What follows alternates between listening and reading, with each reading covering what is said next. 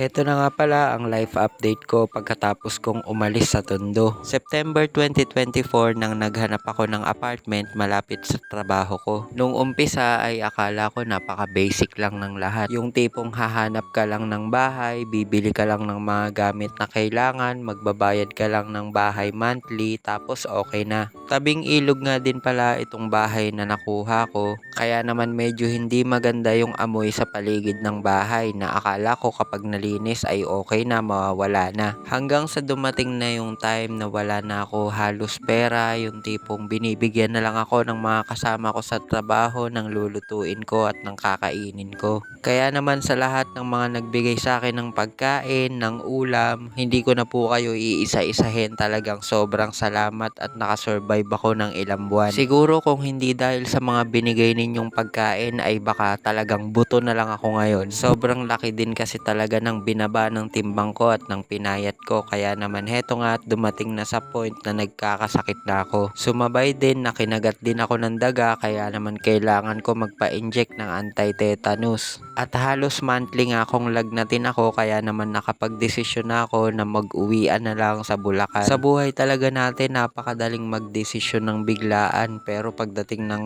resulta ay bigla na lang tayong mapapaisip na sana pala mas pinag-isipan ko muna. At habang nasa biyahe nga ako ay medyo sumasama yung pakiramdam ko na naman. Nahihilo ako, na nilalamig, na hindi ko malaman na para ako nasusuka. Siguro kasi dahil sardinas lang yung kinain ko bago ako umalis. At medyo mabilis nga din yung patakbo ng bus, kaya nga parang nahihilo talaga ako. Nang makarating nga ako ng Bulacan ay dala ko na lahat ng gamit ko. Pagkabihis ko nga ay agad ako nagpalagay kay mama ng langis na mainit sa katawan para mawala yung lagnat ko. Noong time kasi na yan ay nilalagnat pa ako. Kaya naman sabi niya ay magpausok ako ng insenso dito sa buong kwarto at buong bahay namin. At agad na nga din ako nagpahinga, kaya naman hinanda ko na yung higaan ko pati yung kulambo na gagamitin ko. Namiss ko din talaga matulog sa isang maayos na higaan dahil doon sa apartment, sahig lang yung hinihigaan ko na pinatungan lang ng banig. At kinabukasan nga papasok ako ng trabaho, kaya naman dito na ako sa bus kumain ng almusal. Maaga nga ako umalis para matansya ko na yung oras kung anong oras ang dating ko. At ayun nga, patuloy ko lang tsatsagain ang mag-uwian dahil dito nakikita ko yung resulta ng katawan ko na medyo nagkakalaman na, hindi kagaya nung nakaraan. Ngayon nga ay kahit papano medyo nagkakalaman-laman na ako at medyo tumataba na ulit. See you on my next video!